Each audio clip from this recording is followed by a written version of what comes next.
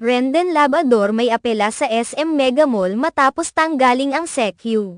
Nagbigay ng pahayag sa Facebook si Rendon Labrador na nag-apela sa pamunuan ng SM Mega Mall sa Mandaluyong City kaugnay ng insidente kung saan naging viral ang isang security guard na nakatalaga sa nasabing mall. Naalala ng mga netizen na ang nasabing security guard ay agad na tinanggal sa trabaho ng pamunuan ng mall matapos kumalat ang isang video kung saan makikita siya na tinataboy ang isang batang babae. Ang batang babae ay nahulog sa mata ng publiko bilang Sampaguita Girl, matapos makita sa video na nakaupo siya sa mga hagdang-hagdan ng mall na may dalang Sampaguita garland at nilapitan ng security guard.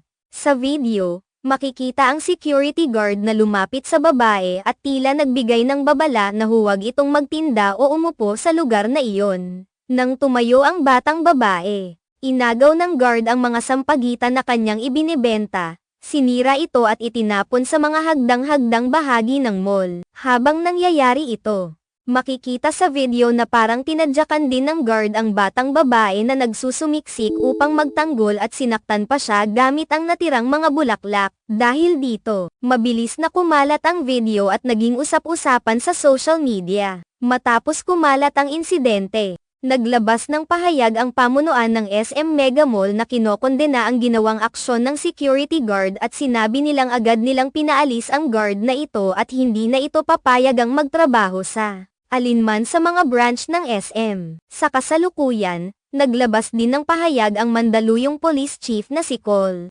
Mary Grace Madayag na nagkumpirma na ang Sampaguita Girl ay isang 18 taong gulang na scholar sa isang pribadong paaralan. Sinabi rin ni P. Col. Madayag na wala siyang kinalaman sa anumang sindikato o ilegal na gawain. Kasunod ng mga pahayag na ito, nagbigay ng kanyang opinyon si Rendon Labrador sa isang post sa Facebook. Ayon kay Rendon, na hindi nakaligtas sa mata ng mga netizen, dapat sana'y mabigyan ng pangalawang pagkakataon ang nasabing security guard. Bigyan sana ng pangalawang pagkakataon yung guard. Nagtrabaho lang naman na pasama pa. Pahayag ni Rendon sa kanyang post. Binanggit ni Rendon na bagamat mali ang ginawa ng security guard, siya'y isang tao lamang na nagkakamali at hindi nararapat na mawalan ng trabaho agad-agad sa isang insidenteng ganito.